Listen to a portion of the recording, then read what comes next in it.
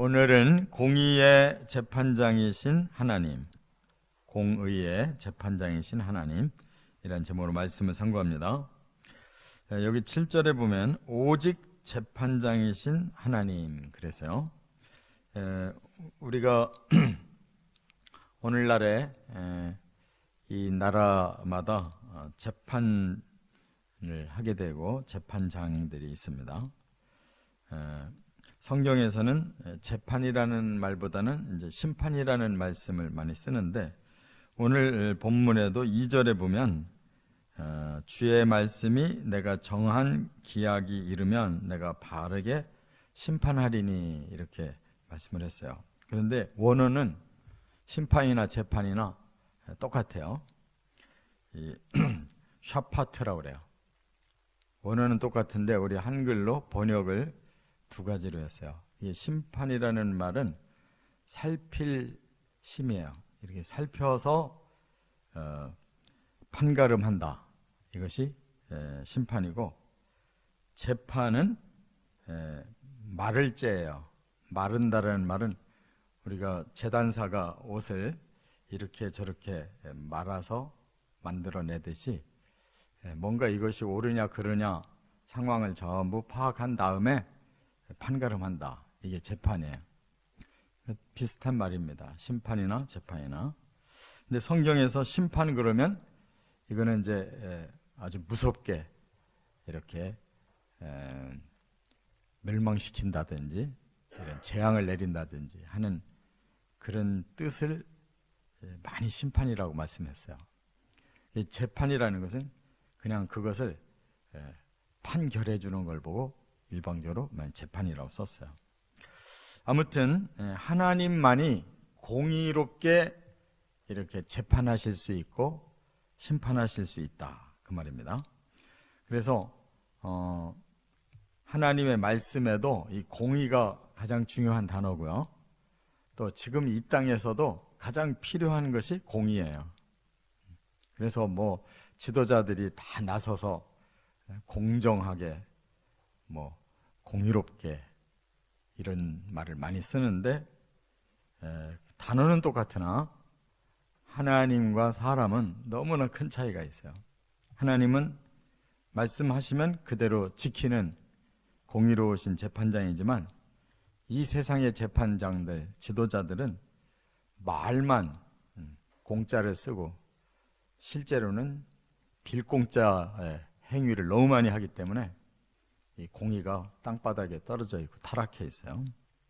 그래서 우리는 진짜 공의의 재판장이신 하나님이 어떻게 하시는지를 잘 깨달아야 됩니다. 왜냐하면 모든 이 땅에 태어났던 인류는 다 하나님 앞에 가게 돼 있어요. 이 땅에서도 다스림을 받긴 하지만 사탄의 영이 하도 강해서 사람들이 하나님에 대해서는 무시하는 경우가 많고, 또 하나님도 이 땅의 이 공의를 아주 무섭게 하지는 않습니다. 왜냐하면 마지막 심판이 있기 때문에 그때까지 참고 기다리시는 거예요. 오늘 2절 말씀대로 정한 날, 그날은 틀림없어요. 그렇기 때문에 지금 현재 하나님이 공의롭게 심판하고 무섭게 처벌하지 않는다고 이것이 사라지는 게 아닙니다. 다 쌓여지는 거예요. 오늘 바로 그런 원리를 세 가지로 말씀을 하고 있어요. 첫째는 1절부터 3절에 보면 재판의 주권이 확실하게 여기 밝혀지고 있어요. 왜 하나님이 재판의 주권자인지를 밝혀놨어요. 여기 거꾸로 3절부터 먼저 살펴보면 3절에 이렇게 말씀했죠. 땅의 기둥은 내가 세웠거니와. 이 땅이 지금 허공에 이렇게 매달려 있습니다. 이 과학이 발달하고 나니까 우리 이 지구가 지금 이 우주 공간에 들어 있어요. 그런데 아주 틀림없이 이 지구는 우리 사람들을 이렇게 이 땅에서 살게 하잖아요. 그 기둥이라고 지금 말씀했는데 그게 바로 하나님의 주권이에요. 이 땅이 이렇게 사람들이 적절하게 살 수 있는 이 조건이 지금 지켜지고 있는 이유는 하나님이 세웠기 때문이다. 하나님의 창조의 그 솜씨가 이렇게 사람들을 이 땅에 살게 하는 거예요. 그렇기 때문에 만약 하나님의 뜻대로 이 세상에 사람들이 살지 않는다면 하나님은 창조자의 주권으로 없앨 수도 있다는 거예요. 그래서 여기 땅과 그 모든 주민이 소멸되리라 이렇게 말씀한 것은 이미 잘못되어 있다는 것을 전제하는 거예요. 앞으로 반드시 이 땅도 또 이 땅에 사는 주민도 소멸되는 날이 온다는 거예요. 이거 무섭잖아요. 그런 하나님을 사람들이 모르고 있어요. 그리고 믿기도 싫어해요. 왜냐하면 너무 무서운 말씀을 하시기 때문에. 세상에 누가 이 땅이 없어지리라고 생각하겠어요. 근데 하나님은 한결같이 땅도 주민도 소멸한다. 하나님이 그렇게 하신다는 거예요. 왜? 하나님 뜻대로 살지 않기 때문에 창조의 주권자가 소멸의 주권자도 되니까. 필요 없으면 버리는 거예요. 우리가 물건 만들어 놓고 필요하면 쓰지만 필요 없으면 단번에 버려요. 하나님의 주권이 바로 이렇게 공의의 재판을 할 권리가 있다 그 말입니다. 그래서 2절에 이제 더 구체적으로 말씀했는데 주의 말씀이 내가 정한 기약이 이르면 내가 바르게 심판하리니 이렇게 하나님이 주권을 가지고 내가 정한 날이 있고 그날에는 내가 바르게 심판한다. 공의의 심판을 한다라고 이렇게 분명히 말씀을 밝혀놓으셨어요. 그러면 정한 기약이 뭐겠어요? 그게 끝날이에요. 만드신 날은 시작하신 날이고 여기서 정한 기약, 재판하는 날, 심판하는 날은 끝날이에요. 그날에는 바르게 심판하겠다. 이 바르다라는 말이 이 공의의 동의어예요. 그래서 보통 공의라는 말은 미슈파트라고 그래요. 미슈파트. 아까 재판장을 샤파트라고 그러잖아요. 그 재판장은 미슈파트를 해야 될 재판장이지 엉터리로 하면 재판장이 아니에요. 공의와 재판은 단어가 동의어예요. 미슈파트, 샤파트. 그렇기 때문에 하나님은 재판장이시고 재판을 공의롭게 하시는 거예요. 그 하나님이 정한 날이 무서운 날이에요. 만약에 그날에 이르렀는데 우리가 쌓아놓은 것이 죄와 악이라면 그날은 하나님이 우리에게 무서운 처벌을 선고를 하는 날이다 그 말이에요. 그래서 이제 우리는 그 날이 이르기 전에 우리 자신들이 이제 하나님을 제대로 알고 믿고 하나님 뜻대로 살아야 돼요. 그래서 1절에 고백하는 이 저자는 이제 하나님을 잘 경외하고 하나님 뜻대로 사는 사람이기 때문에 이런 고백을 하는 거예요. 의로운 백성으로서의 고백이에요. 하나님이여 우리가 주께 감사하고 감사함은 주의 이름이 가까움이라. 이 가깝다라는 말은 주님과 우리는 아주 친밀한 사이입니다. 하나님 뜻대로 잘 순종해서 살았기 때문에 그 공의로운 심판하시는 날 우리에게는 하나님이 멸망시키는 게 아니라 오히려 구원시키고 우리를 축복하시는 날이니까 감사하고 감사합니다 라고 고백하는 거예요. 그리고 주의 기이한 일을 전파하리이다. 사람들이 아직 기회가 있을 때 우리 믿는 자들이 하나님을 알기 때문에 그 하나님의 공의로운 재판이 있다는 것도 우리가 알기 때문에 사람들에게 전파하겠습니다. 그 심판의 기이한 일 그거를 전파하겠습니다. 이렇게 말하잖아요. 그러니까 지금이 기회예요. 지금이 기회. 사람들은 재판하기 전날까지 자기가 마음대로 살아도 된다고 생각해요. 근데 막상 그 법원에 출두해서 그 앞에 딱 앉으면 그때부터 자기 주권 하나도 없어요. 거기서 선고하는 대로 그냥 금방 감옥으로 들어가든지 뭐 판결이 나면 끝나는 거예요. 그거를 이 사회에서는 알잖아요. 그렇다면 하나님이 정한 그 마지막 디데이, 이 땅과 모든 사람을 소멸하실 수 있는 그 하나님의 마지막 선언을 두려워해야 되지 않냐 그 말이에요. 그래서 미리 하나님 앞에 죄를 떨어내고 점점 의롭게 또 하나님과 친밀한 관계를 맺고 살아야 드디어 그날이 되면 우리는 감사하는 날이고 하나님께 영광 돌리는 날이 될 줄 믿습니다. 두 번째는 이제 재판의 기준을 여기서 확실하게 하나님 말씀하셨어요. 재판은 공의롭게 하신다고 그랬는데 하나님이 7절에 보니까 오직 재판장이신 하나님이 이를 낮추고 저를 높이리라 이렇게 말씀하셨어요.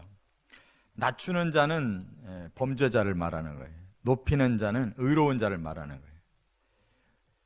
의인은 의인만큼 보상을 해주고 악인은 악인만큼 벌을 준다는 거예요. 벌을 주는 자는 낮추고 또 상을 줄 자는 높여주는 거예요. 그것이 하나님의 재판 기준이라는 거예요. 반드시 옳은 자와 그른 자를 구별하고 상 줄 자와 벌 줄 자를 구별한다는 거예요. 그러나 사람들은 그것을 받아들이질 않아요. 우리가 이렇게 살아있고 우리 머리로 생각하는 대로 뭐가 된다고 생각하고 자기 스스로 자기를 높이려고 그래요.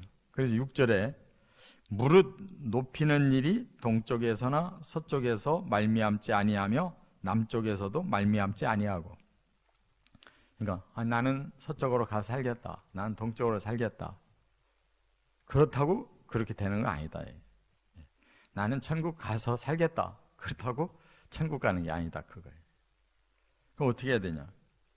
5절에 보니까 너희 뿔을 높이 들지 말며 교만한 목으로 말하지 말지어다 이렇게 말씀했어요. 결국 사람들은 하나님 앞에 교만해서 하나님을 무시하고 자기 주권대로 살으려고 한다는 거예요. 그러면 안 된다는 거예요. 이 교만이라는 말이 아타크라고 그래요. 원어가 아타크인데 이 말이 어디서 나왔냐면 주제가 넘었다라는 뜻이에요. 자기의 실제 수준이 있는데 그 수준을 스스로 더 높여놨어요. 주제 넘은 짓을 하는 것이 교만이에요. 자기 자아를 제대로 파악을 못하고 주제 파악을 못한 거예요. 그러면 교만한 거예요. 그렇게 하면 바로 하나님께서 그 사람을 낮출 것이다 이렇게 말씀한 거예요. 그래서 4절에는 경고하십니다. 내가 오만한 자들에게 오만하게 행하지 말라 하며 악인들에게 뿔을 들지 말라 하였노니, 만약에 이 말을 안 들으면 이 경고대로 내가 벌 줄 거다 이런 말씀이에요. 여기 오만이라는 말은 이 교만과 비슷해요. 근데 원어가 하랄이라고 그러는데 이건 어디서 왔느냐? 자기를 자랑한다는 뜻이에요. 대개 주제 파악을 못하는 사람이 자기를 훌륭하게 생각해서 자기를 자꾸 자랑해요. 예, 교만이나 거만이나 오만이나 다 비슷한 말이에요. 결국 자기를 부풀리는 거예요. 자기 중심으로 자꾸 살으려고 그래요. 이게 우리 인간들의 가장 치명적인 단점이에요. 그래서 결과적으로 이런 사람들을 악인들이라고 그랬어요. 악인. 선한 사람을 하나님 만들어 놓으려고 이 땅에 보냈더니 사람들이 전부 이렇게 사탄에게 속아서 하나님 앞에 불순종하고 법을 어기고 스스로 빗나가서 이렇게 자꾸 하나님하고 어깃장을 놓는 삶을 산단 말이에요. 이게 다 악인이에요. 이 기준대로 선하냐 악하냐에 따라서 결판 나는 것입니다. 끝으로 세 번째, 이제 8절부터 10절에 보면 재판의 결과를 말씀했어요. 그 결과, 이제 어떻게 되느냐?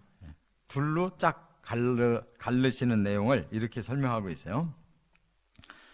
8절에 먼저 8절을 보면 여호와의 손에 잔이 있어 술 거품이 일어나는도다.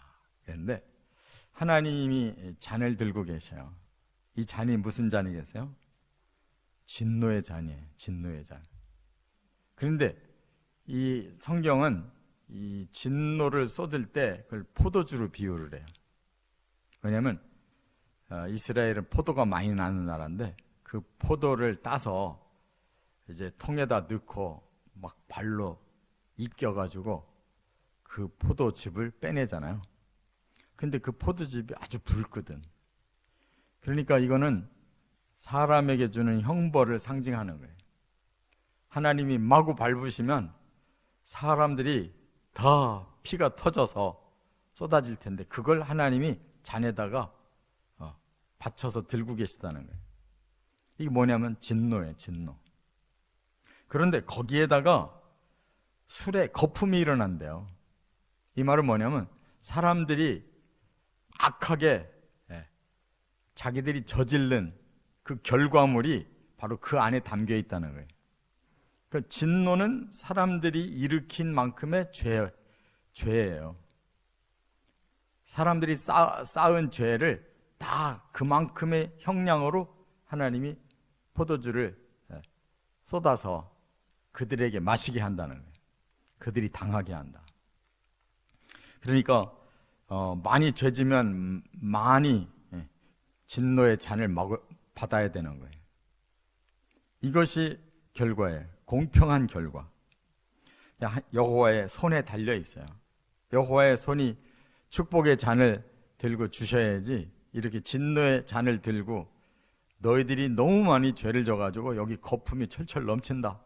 이 독한 거품에 진노의 포도주를 마셔라 그러면 이건 큰일 나는 거예요.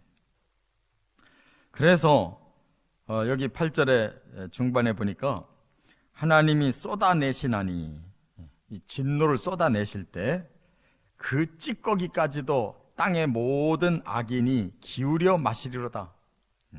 기울여 마신다는 말이 뭐예요? 이 사람들이 뭐 요즘 와인 문화가 뭐 발달해서 뭐 별별 와인 다 만들어 가지고 뭐 폼 잡고 마시는데 한 모금이라도 남으면 안 되게 다 마시잖아요. 바로 그런 표정이에요. 너희들에게 그 진노의 포도주 이제 마지막 그 끝까지도 다 쏟아서 찌꺼기까지도 마시게 할 거야, 이런 뜻이에요. 이와 같이 10절에 악인들의 뿔은 다 베어버린다. 그들이 스스로 높이고 스스로 만드는 그 권세나 명예나 부가 하나님 앞에서는 다 베어짐을 받는다. 그러나 의인의 뿔은 높이 들리로다. 그날에 스스로 낮추고 스스로 비우고 박해도 받고 이 땅에서 의롭게 살기 위해 많은 손해를 받은 자는 자기 스스로 뿔을 높이지 않았지만 하나님이 재판이 끝날 때 너는 뿔을 높여줘야 되겠다. 너는 상을 받아야 되겠다. 너는 하늘의 영광을 받아야 되겠다라고 높여주신다는 거예요. 그 심판장의 마지막 선언을 우리가 뭐를 듣게 되느냐에 따라 이렇게 결과는 영원한 형벌과 영원한 하나님의 영광이다 하는 것입니다. 저나 여러분이나 9절 말씀대로 나는 야곱의 하나님을 영원히 선포하며 찬양하며 한 것처럼 우리는 오직 하나님만 영원히 높이고 살아가는 저와 여러분 되시기를 주의 이름으로 축원합니다.